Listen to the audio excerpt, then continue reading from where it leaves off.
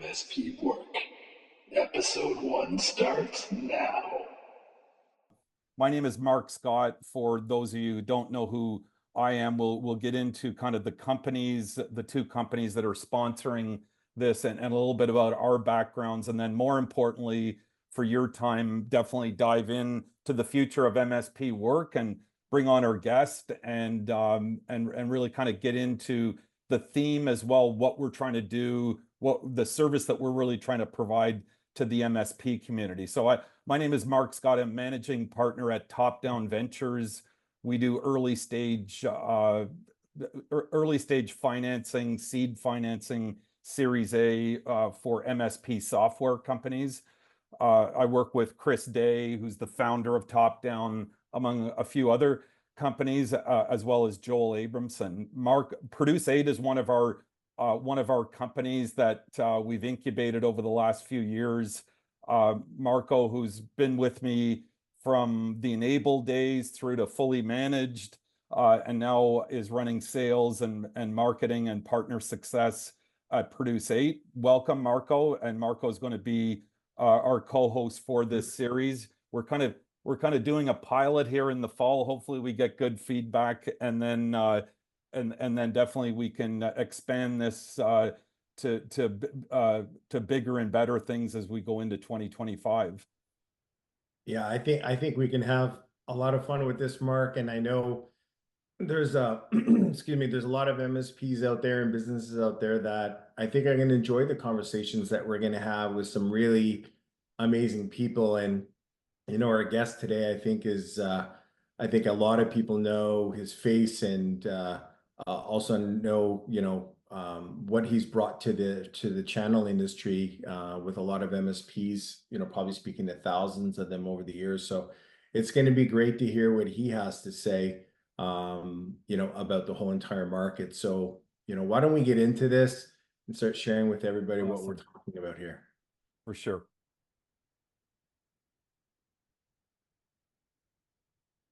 So in terms of the program and what we're trying to do, guys, is it's basically a monthly thought leadership session, 30 to 45 minutes, depending on the content.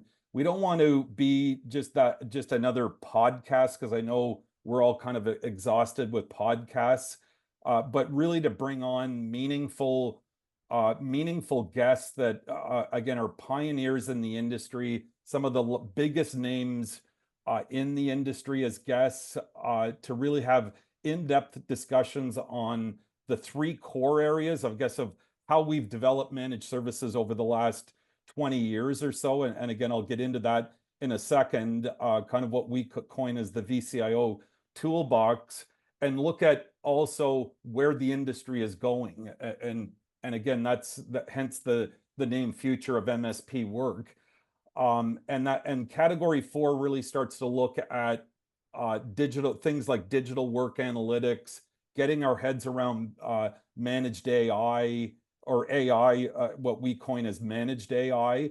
And again, we'll kind of dive into that a little bit today, but you'll definitely see more as we go forward. So if you want to hit that slide, Aaron. So the sponsors, as I said, is Down Ventures. We're based out in Vancouver. ScalePad is headquartered out of our office there, as well as Produce8. So, and I think many people on the call know who ScalePad is. Definitely our guest, I think, knows a thing or two about ScalePad.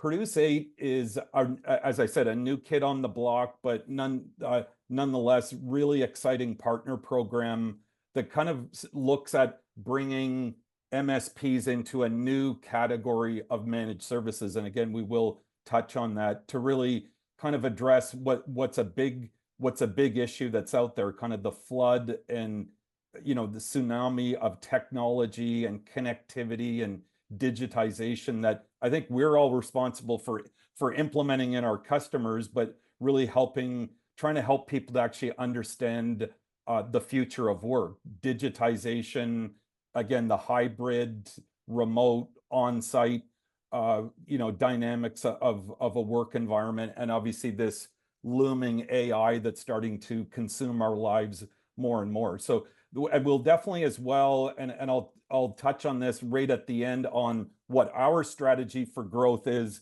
with the future of MSP work. We're going to bring in definitely some other partners to this as we go forward that are going to be meaningful for both content and obviously our again, some of the biggest names that are out there in the industry. In terms of the schedule, so as I said, we're doing a pilot. It's kind of like Netflix. Hopefully we don't get canceled, Marco. I guess we'll get our walking papers or not before Christmas time.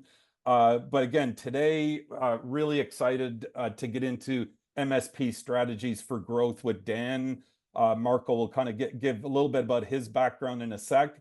Dan and I are then going up the is it the Sea to Sky Highway in BC up to Whistler for our first live event that we're going to do at Channel Next. So it's kind of a little bit about this, but also mixing that in not only strategies for growth, but obviously how you map that to strategies for exit as well.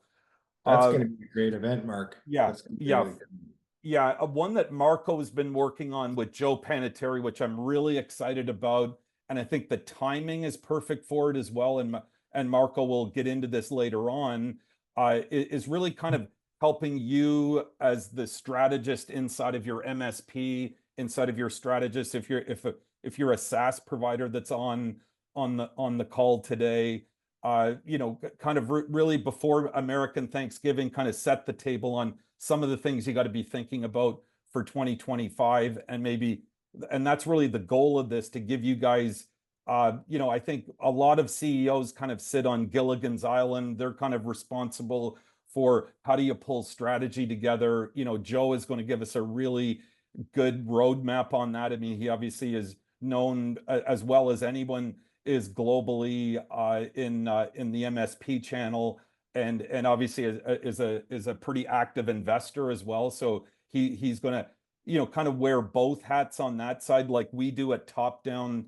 Definitely seeing all the things that are out there. So that's going to be a really cool one. And then actually, he knows a few people, doesn't he? He knows a couple people, exactly.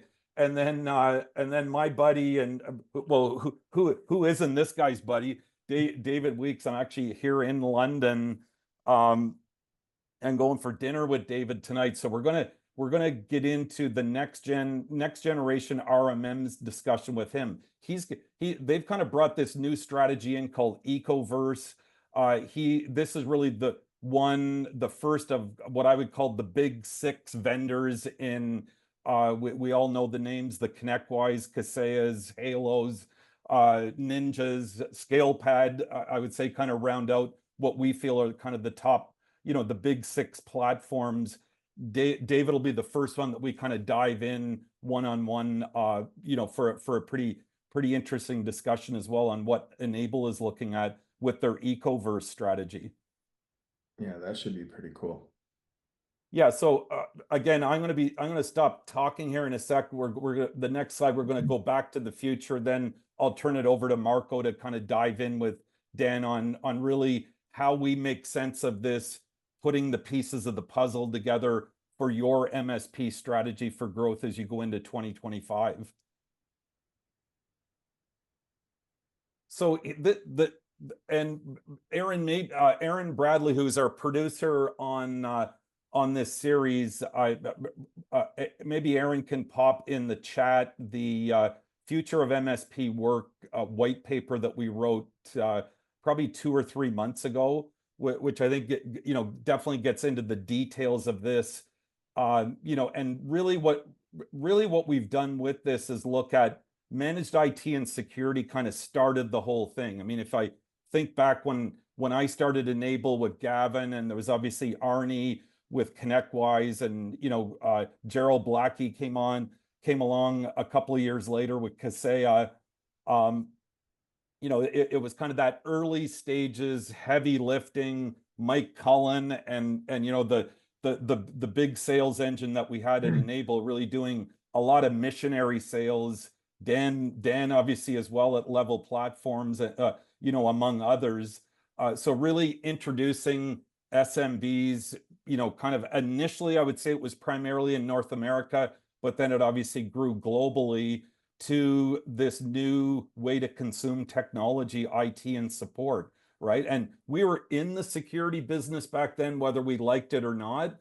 It's obviously become more and more important over time. So when we really look at managed IT and security, some of the areas that we're really interested in diving in is the platformization strategy. So how do we pull all of these tools together? And I think everybody that I just mentioned have a strategy around that.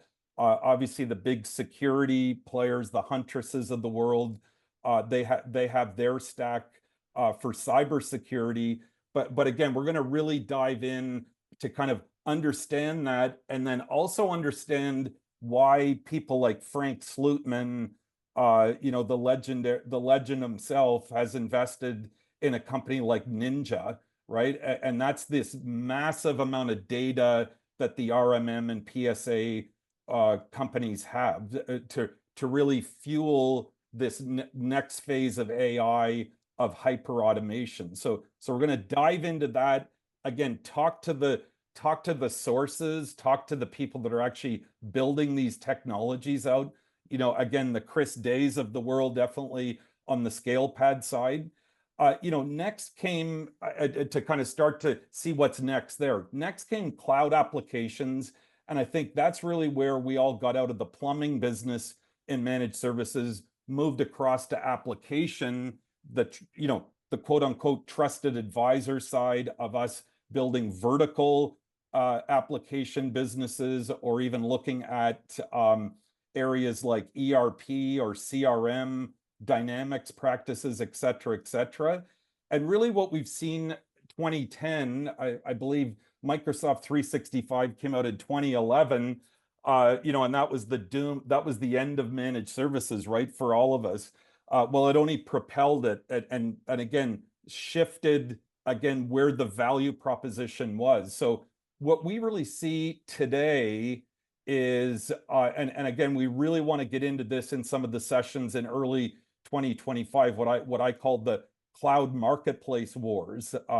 Ingram was the first to the dance with Ingram Seismic, but obviously Pax8, and there's some other great providers of back office tools for MSPs, the App Directs, the ShearWebs, those sorts of guys. There's obviously all the big vendors that have marketplaces as well. So I mean, we definitely want to have some discussions with the vendors there, but again, people like Jay McBain, who spent a lot of time understanding cloud marketplaces and the impact that's going to have on us as we go forward. Last but definitely not least, on the three core areas, cybersecurity. So, as I said, we've always been in the security business. Cyber has obviously, has just driven it, and we've seen hyper growth of security over the years. The risk that we see, and this is a little bit more from the top-down investor side, we still see, kind of the do-it-yourself model being fairly prevalent, of MSPs cobbling together all the different bloody tools that we've got to look at to put together an MSSP practice. And again, how do you keep up with all of them, right? And so this is where we really see who's out there consolidating the tools, A, to be able to deliver the service profitably, and B, who's de-risking the engagement for the MSP, right? So unlike, if you're my MSP and something happens to my desktop or laptop and it goes down, when a cyber incident hits, as we all know, whether it be supply chain, whether it be, again, individual against the company, you as the MSP have a huge amount of liability. So there's even some business model, business structuring things that we believe that we can get into to help guide you along the way there. Last but not least is digital work analytics. And again, we'll cover this. There's going to be a white paper, a companion white paper to the one Aaron just sent, the future of MSP work. It's called The Three Horizons of Digital Work Analytics. And we'll make sure all of you guys get that. And again, we'll kind of conclude and talk about some of the things that are upcoming as we get through the session. So without further ado, over to you, Marco and Dan, and welcome to the inaugural show. What better guest to have for the premiere, for sure. Thanks, Mark. I think there's so much going on in the industry, Mark. I think you raised, some really good points in terms of things that a lot of these MSPs need to kind of focus on and think about, for their business. And the industry is changing, right? It's changing so quickly. Our next guest, Dan, hopefully you're around, and there he is. There's the good-looking man. How are you? I'm great, Marco. I'm great. Thank you. Thanks for having me on this. It's inspirational to hear one of the true thought leaders in the industry, Mark Scott, talk about sort of this evolution, and look forward to continuing the conversation with you today. Awesome. Well, it's great to have you. On our first webcast that we're doing today, and I know you've been up to a lot of things lately. I thought maybe before we dive into this, why don't you share with us a little bit of what you're up to now? Yeah, listen, even preparation for this has been such an exciting opportunity. Meeting with you and Mark in our rehearsal a couple of days ago, and just a couple hours we spent talking about the evolution of the MSP market. As many would know, I've been blessed to have had a 30-year career inside this industry. And I think the titles of the sessions that you're preparing and delivering into the IT services channel are just so spot on as the MSP work continues to evolve.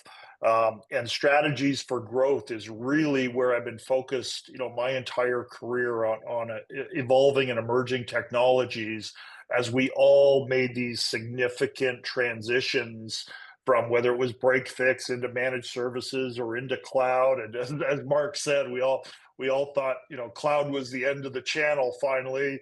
But that script's been written a few times, and as Mark said, has always propelled us forward. So it's been a busy couple of years for me. I spent the last 5 as CEO of ScalePad.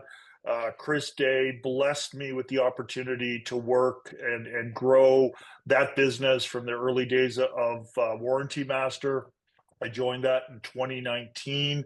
Ironically enough, it was my first 3 days on the job was at a DattoCon conference, and I'll be heading here in a week off to PAX 8 to join Rob Ray again on another event. So it's been an incredible journey, and I'm more excited now than I ever have been. And both of you guys know sort of the excitement that we went through in the early 2000s in this MSP evolution, the early days of RMM and PSA, and how transformative that has been, and what we've gone through ever since. But I think, as Mark alluded to and showed on that slide, this next step is where 75% of the SMBs budget is. So I'm very excited for what ScalePad's role will be in this next evolution. I think we've done a great job creating a true platform and expanding from managing of assets into data, into security, and into services. But I really am excited about, frankly, what Top Down is doing, and my opportunity to work with this an amazing team on some of the new evolving technologies, and Produce8 being one of them as a top-down funded organization. Really excited to have some of those opportunities as well. That's great. Let's go back a little bit before we kind of start asking some very specific questions. I want to jump all the way back to your time at Level Platforms and what you build. I think I remember the old days when I was at Enable and you were at Level Platforms, and I think we were looking across the street between the buildings and trying to see what you guys were planning and what strategies we were going to go to market with, and going out to market and talking to people about remote monitoring and management and driving recurring revenue. Like we used to do demonstrations on PowerPoint presentations and getting people to buy software. So I'm sure you can relate to that. How much has the industry changed, in your eyes, like from the days at LPI to this amazing business that you built at ScalePad? Yeah, I mean, those were some incredible times. And what I loved about it, there was some fierce competition. You guys know it, I know it. And but the one thing, guys like Mark, yourself, Gavin, certainly Mr. Cullen, God bless him. Um, we all knew that we were being transformational in the industry. We all knew that this was a better way for the IT services industry to evolve their own businesses. But most importantly, it was the right thing for the end user. It was the right thing for the customers. It was the right thing for the SMB. And we were all, driving to pull the IT industry out of the dark ages of break fix and out of the plumber mentality of, yeah, I'll install the plumbing and when it breaks, call me and I'll come and fix it. It was a really exciting time. And I love that all of us, despite being heavily competitive in certainly the RMM space, we all knew the value of pushing that high tide raises all boats in this industry. And we were, in cooperation as much as competition to make this evolutionary change. And I've seen nothing but that reinitiated with this next evolution. And the next 5 to 10 years, I think, are probably going to be the most exciting for the industry as we've come through this major transformational change.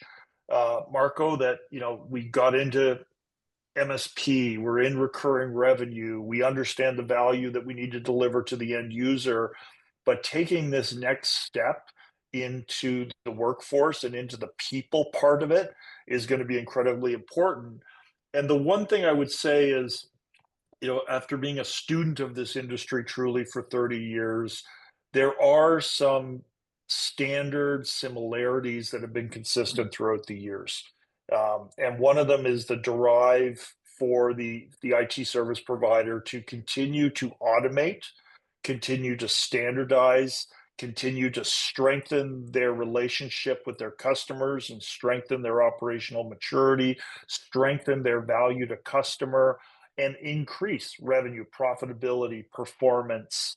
All of those things will remain constant, whether it was the adoption of cloud, cybersecurity, or now into sort of the future of digital work analytics. I think all of those things will remain constant. So although, my parents still don't understand what I've done for a living for the last 30 years, but every time they have an email problem, they're still calling me, which I cannot help them with. We are transformational in technology, but it's all about the people and it's all about the value to the customers and what they're getting out of the technologies we're delivering. Yeah, absolutely. I mean, you packed so much in there. I really want to focus in on one thing. Like when we take a look at the MSP space and you take a look at the traditional like managed service provider, and I'm calling a managed service provider traditional now because we used to call the break fix guys more traditional, and I think the managed service MSPs are becoming more traditional. And there's a certain percentage of MSPs that are making that transition, and you mentioned it about the employee. How critical is that for an MSP as they try to differentiate and be competitive in the market space to start focusing more around the employee and not just around IT? I think it's the next evolution. I truly do. I love the slide that Mark had up there that 75% of the SMB budget is going towards people. So we have seen this transition from, we affectionately known as break fix. So we installed it. When it broke, we fixed it. Then it became a network. Then we became a solution provider, right? We were providing technology solutions into the SMB marketplace. Then there was a little phase called total solution provider when the internet came and it had to be a connected network of which we were managing. And then we made that transition to managed services. But at the end of the day, all of the technology is being utilized by individual people, and keeping a network up, safe, secure, data backed up, and all this good stuff is vitally important, but it's fundamentally and it's foundation. And what was incredible, I think, and you guys will both remember 2008, I think the downturn in the economy in 2008 had the largest positive impact on the evolution of managed services. We couldn't have hoped for a better storm if our desire was to, accelerate the adoption of managed services because we believed it to be true. And it did happen.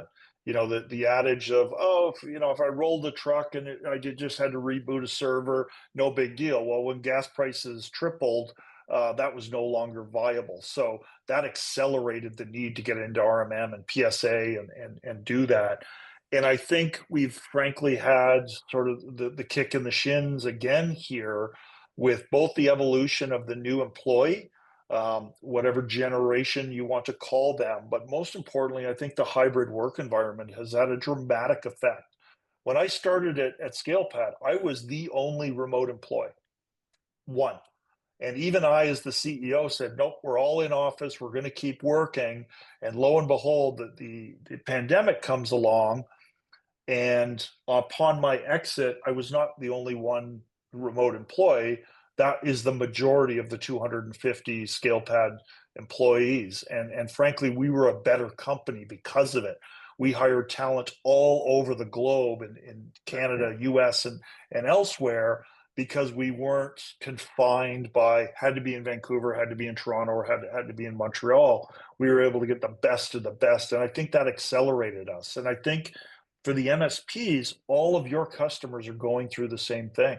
There is a new evolution of work. My son, I'm blessed to say, has followed in his dad's footsteps. He is working with a major software supplier up here in Canada. He was made President's Club rookie year and now second year. Just got a big promotion, so shout out to Owen. But he works completely different than every other rep, Mark, you've ever had, Marco, you've ever had, or I've ever had, who worked in software. He goes in the office every other week for 2 days in downtown Toronto, and that's his life and will be his life. I'm picking him up today to drive to New York, and he said, "No, Dad, I can't be done till 5:00. My last meeting's at 5." I said, "Come on, we'll leave early. We got an 8-hour drive ahead of us." But so the work ethic is there, but it's an entirely different environment. So again, I'm really excited, guys, about what this next phase means. How does the individual people use the technology that we in our industry have done so well in developing, installing, maintaining, and supplying to these customers? This is the next forefront of the industry, in my opinion. Yeah, like I'm sure that I know that every second week you're speaking at some conference, for your thought leadership and somewhere around the world.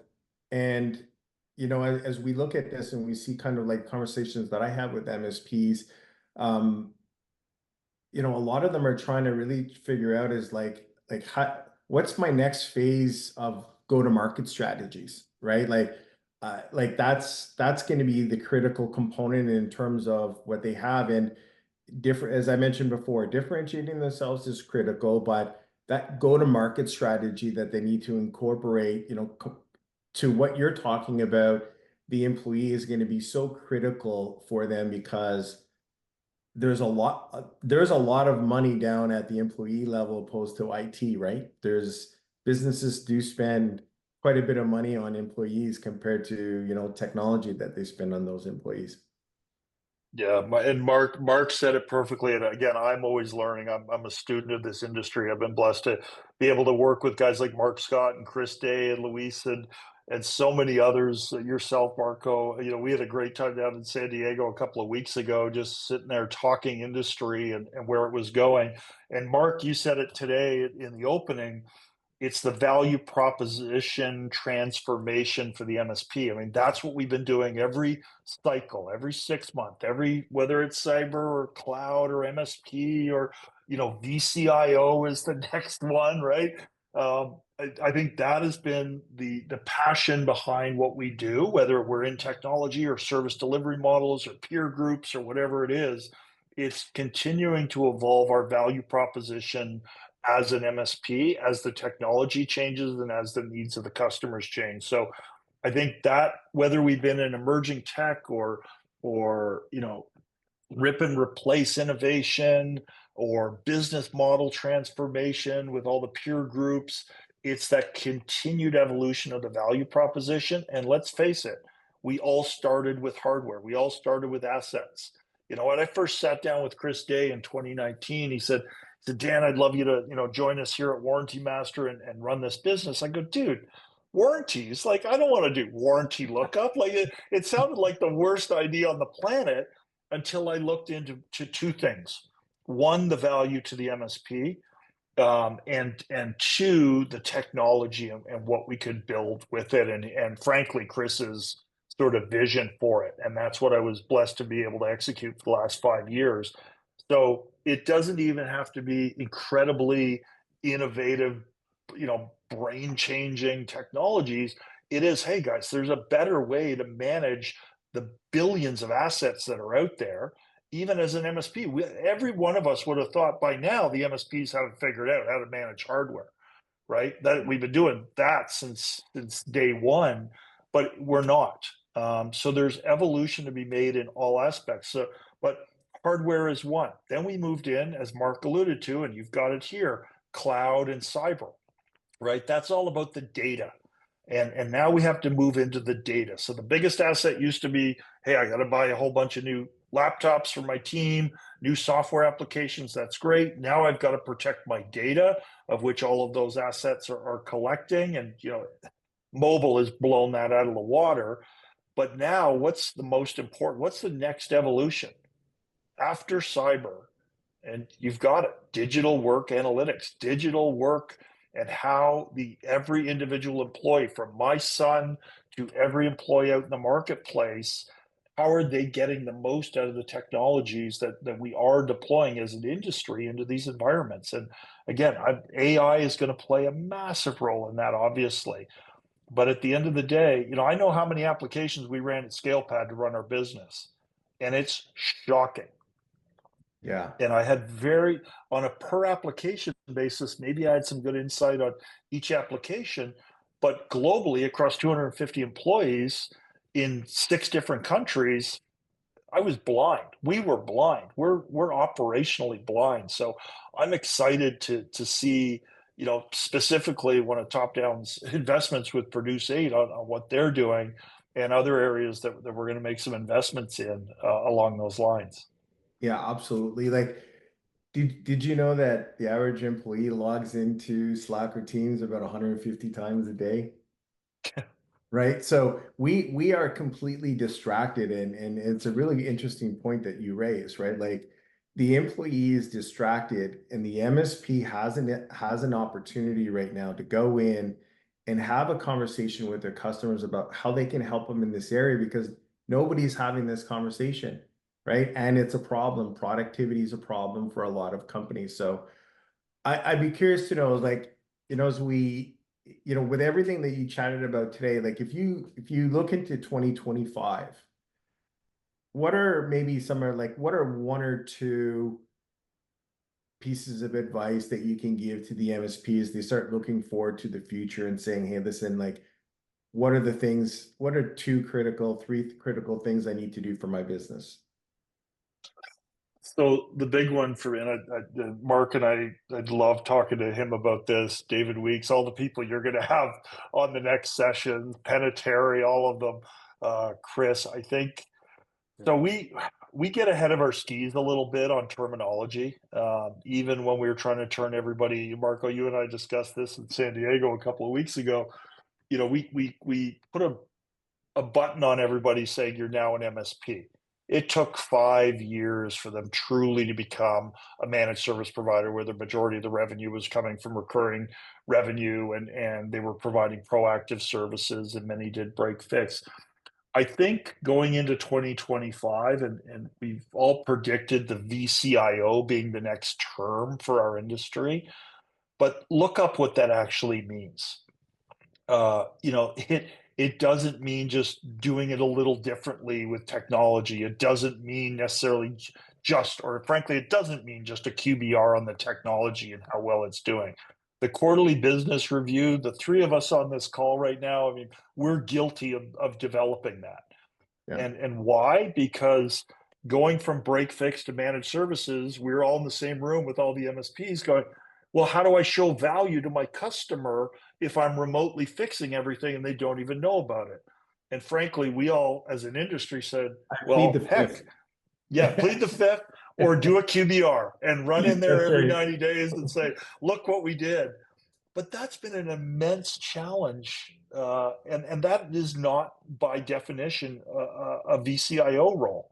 You are truly needing to look out for the company, for the productivity, for the people. And if 75% of the budget for an SMB is with their people and you're not having that conversation, the relationship between our requirement for technology and how the 75% of your resources or your spend is utilizing that technology, you're missing.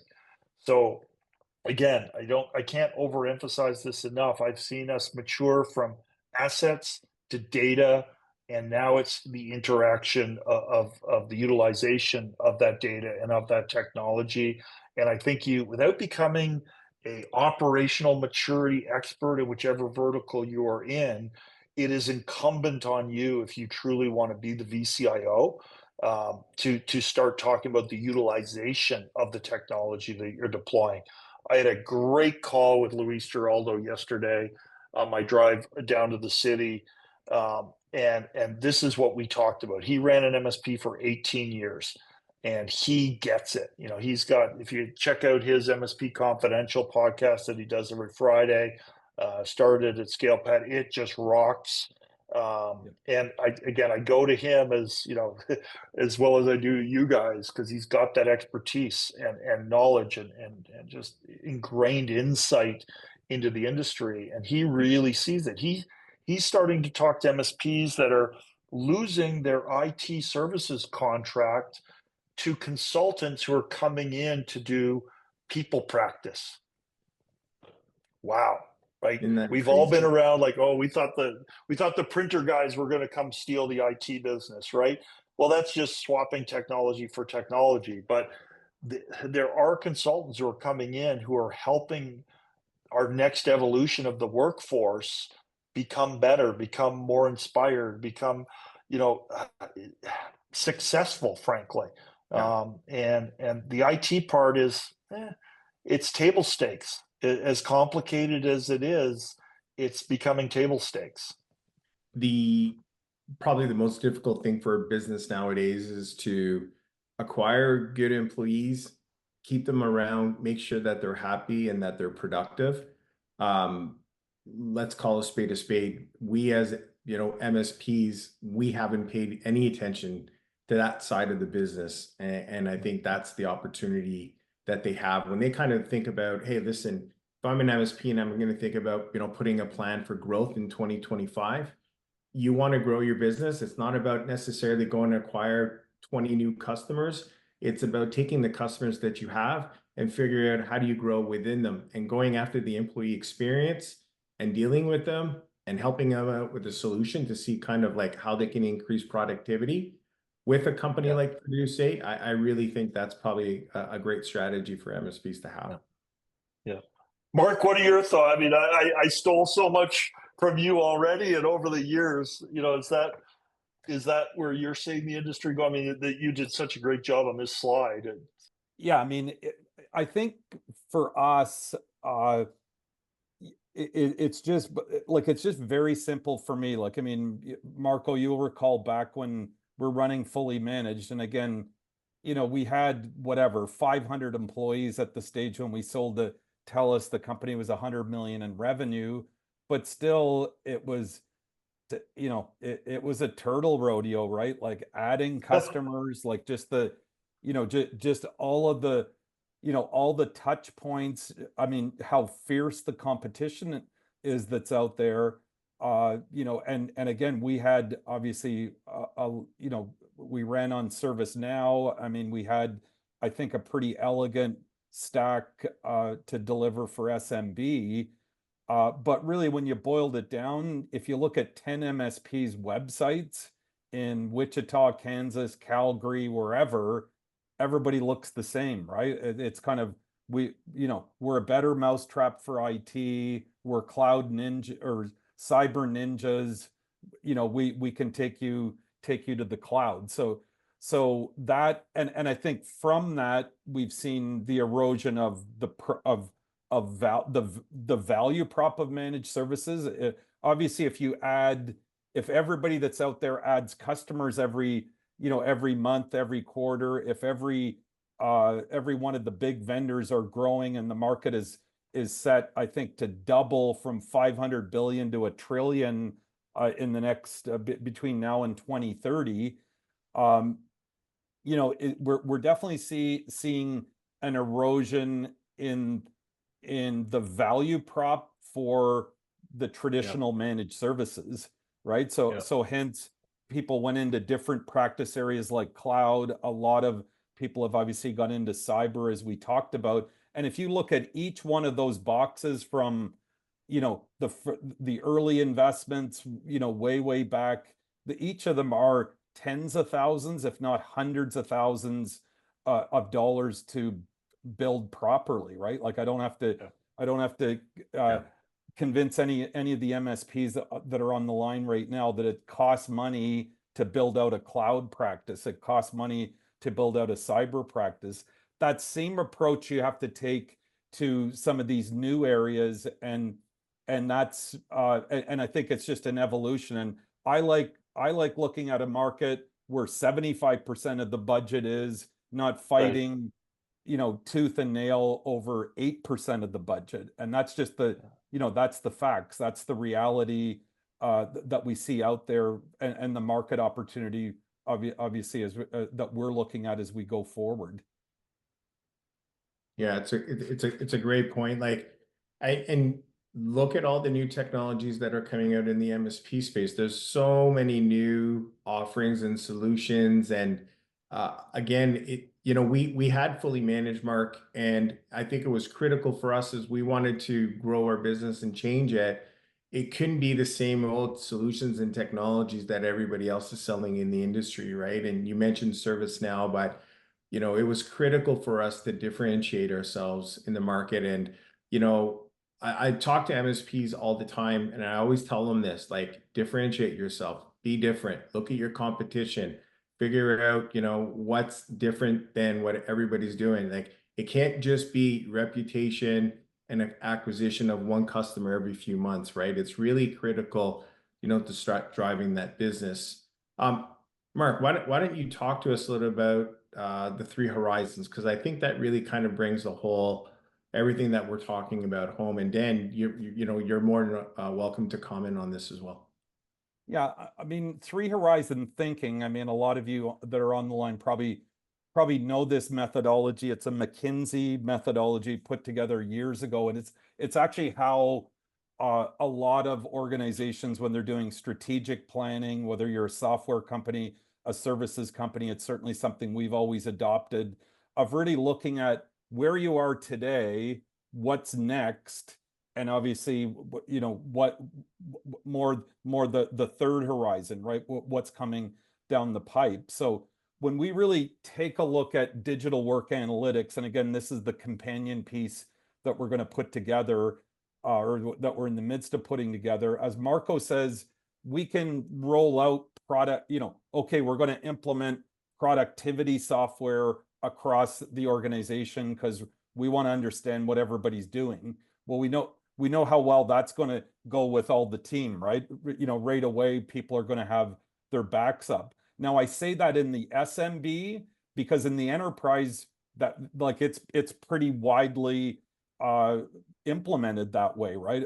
Like it is definitely more prescriptive in terms of how work analytics software is implemented. So we really look at, there has to be utility, there has to be a value in it for the individual team member, right? It can't be just like, let's roll out timesheets to everybody, to all the technical people, because they really love filling out timesheets. Or we remember MFA when that first came out, right? Like the basically the security folks inside of any of our companies were getting torched for that, right? For the inconvenience we were putting on individuals for the security of the individual. So there's some likeness in there, in that, like people are overburdened with technology, with collaboration tools. Like, again, all of these technologies, a lot of these technologies started as personal use technologies, and things like chat and collaboration and those sorts of, they were then turned into the organization. And it's like, oh geez, we don't email each other anymore, but we send 300 Teams messages to each other on a day in, day out basis, right? So that first and foremost, it's about how can my digital timesheet, what does my day look like? And can I implement a technology fairly easily for me to actually understand my workday, day in, day out, my work habits, how I can actually improve, et cetera, et cetera. So there's definitely, in digital work analytics, we have to have, again, something that's very valuable for the individual, which this technology is. Next is obviously the owner of the insurance company, the person that's actually ultimately going to write the check for the technology for this managed offering that you guys are offering. There's got to be, where am I reporting to show me what the average workday looks like across my organization, where what the cost of applications are. Like, again, deep into organizational analytics to get some top line information to actually understand, with data you can make decisions on how to improve, right? So that's kind of you can't really have individuals not having any value in it before the business gets what they want on the workforce product, whether it's senior management or the actual business owner. And then we really look at that as the gateway into AI. We really look at, if you don't understand the technologies, your workflows, how your organization, your digital worker, which again, we're all digital businesses today. If you don't understand that, how can you ever implement, how do you ever know what task, what process, what personnel or specific area could be automated, right? And then even prior to that, you kind of, the table stakes in AI, we feel, is you have to have a really strong cyber posture, and you have to be able to manage, you have to have true fully managed application stack across your organization. So you get those first two buckets right, it makes it much easier to, again, start to implement AI. And then ultimately, so that's kind of the gateway into AI, we feel. And then the ongoing guardian of AI, you're able to accomplish as well through digital work analytics. So enough on that's coming on, and again, that should be done, maybe even potentially before Dan and I are in Whistler later on this month. That's great. Dan, I got one for you. When we chatted about what Produce8 and the solution brought to the table, and you as the CEO of ScalePad, and I kind of showed you some of the information that you got out of it, what did that mean to you? Like, when you talked about transparency and eyes into the business, what did you think? I think it'd be important for people to understand. Yeah, I really appreciate where Mark's vision on the value to the actual user resides as well. I keep sort of thinking about my own son and his work environment, and would he relish in an opportunity to find ways to do things better? And yeah, he wants to do more and sell more and support his customers better. But if he had tools to be able to show him how to do that, I know he would welcome it. So there is absolutely the opportunity to make this a value to the actual user themselves. From a operational standpoint, I didn't like how blind I was. Again, I started ScalePad, we're all in the office, and then COVID hit, and okay, we're all hybrid, and we're at 250 employees now all over the place. Are we being proactive in making sure that they're not burning out? Do we have any sight lines on their yes, productivity is the word, but if walked away from Slack? Are they quiet quitting? There's this whole evolution of employees quiet quitting, and that's not doing them a service or you a service. And to wait for a net promoter score to come through across my desk and say, hey, this team's unhappy or this individual's unhappy, it's almost too little too late. Yeah. And you take the proper reaction. I would relish the opportunity to get ahead of that and say, hey, we've seen this team is doing well because of these attributes, or not doing as well as other because of these attributes, and be proactive for the greater good of both the employee, the business, the operation, and the mental health of the individual. I'm excited about the opportunity to get a little bit ahead of that. I almost called it RMM for EOS. If you're, if you've got customers going through EOS, which we did at ScalePad, we spent a couple of years adopting the EOS methodology, but no way to truly, we created our rocks, we created our activities, we created our scorecards, and we did all of this, but there was no way to proactively sort of monitor it. So I think Mark nailed it. And again, from an operator standpoint and a leader standpoint, I'm never scared of data. I want the information because we can take proactive and meaningful actions out of data. You can't. Somebody said, I wish I could quote who said it, but you cannot manage what you cannot measure. And I love that quote. I love Turtle Rodeo. That's a new one for me, Mark. I've written it down. I will always attribute Turtle Rodeo to you, but not being able to manage what you can't measure is an incredible thing. So measurement and having data is vitally important. So I concur on all fronts. Awesome. That's great. Mark, we're just a little bit over time, and I want to just kind of touch base on some of your closing thoughts as we wrap up our first episode. And I want to touch base on some of the webinars, the webcasts that we have coming up, some of our next guests. Sure. Yeah. I mean, I think I touched on this right off the outset. So the idea with this, guys, is to really provide you as the CEO, again, the person sitting on Gilligan's Island that everybody looks to for what's next, what are we thinking about, to have, again, people like Dan, and some of the others that we mentioned on a monthly basis. Not, I mean, we couldn't pull this off weekly. I don't think we could bring good enough content, frankly, to you, because I mean, when you're trying to put together the who's who of MSP as your guests, that's not something I don't think that's a podcast you can do every week.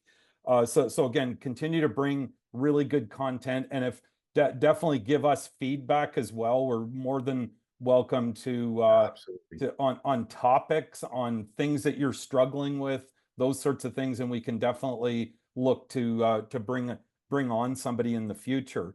We're going to take this on the road as well. So again, we're kind of doing the first event. We might do one more this year, but again, I mentioned that the event in Whistler at Channel Next, and then we will be adding some other strategic partners. Likely, you'll see that align more by the end of the year, and we'll be bringing on some other industry sponsors. And again, this isn't pay for play. This is really people that are interested in, again, all boats rising in the MSP space and being good for all of the community across the board. Yeah, that's a good point, Mark. We don't take any money for this, right? So yeah, no, I mean, we just want great people that come in and share knowledge and share some experience. And having you, Dan, on board today and having our first chat with you was absolutely amazing. So thank you so much. Appreciate it. Thank you. I'm sure we'll talk soon, and we can share some war stories. We'll talk, and I'll see Mark and Whistler. Looking forward to it. There you go. Aaron, I'm not sure if we have any questions, but what I'd like to do, and Mark, you touched base on this, like our next webcast is going to take place with the famous Joe Panettiere, November 14th. We'll send everybody the link that they can register for this. This should really be a good one because Joe, like as we said, this webcast that we're doing is not to go in and talk about specific technologies. It's really kind of talk about what's going on in the industry and how we can help MSPs, you know, for the next iteration, 2025, 2026 and beyond. Joe's going to come to us and he's going to share with us, you know, I got a lot of questions for this guy because, you know, he's been educating MSPs and businesses in the MSP space now for as long as, you know, Mark, you started at Enable, and Dan, you down at Level Platforms running that piece with Rob Ray. So I think there's going to be some great stuff that's going to come out of it. But Joel's gone into now where he's really angel investing. He's helping MSPs. He's going to come to us. He's going to give us a lot of data on what's going on in the MSP space, and give us some feedback and help MSPs to understand if they're looking at preparing on selling their business, what are some of the things that are going on in the market? How do they prepare themselves, and what to look forward to? So I think it's going to be a great session with Joe, and I look forward to it. So please make sure that you register for that one. And then look at this guy. I know him. We at Produce8, you know, as Mark mentioned before, Produce8, the work analytics platform for MSPs. I'm going to be doing a webinar that's going to be taking place on October 25th at 2 p.m. Eastern Time. And I'm going to talk about our partner program and what we're doing with MSPs, how we're helping them out, and everything that you heard today about Mark and Dan and what they talked about in terms of how we're helping MSPs go in and talk and bring a solution to the employees and differentiate themselves in the marketplace. So please, if you go to our website, that produce8.com, you can actually register for this right now, and we'll send you this information as well. So that's it, guys. That's our first episode. I hope you guys had fun. I know I had a lot of fun. Always great to hang out with you. Awesome. Thanks everyone. I think we're up against time. We're going to preempt 60 minutes if we don't get off the stage here right now. And then I know the pilot will be over by December. So thanks for hanging in with us, and look forward to connecting with you guys again. Thanks very much, Dan. Everybody. Thank you, everybody. Take care of yourself.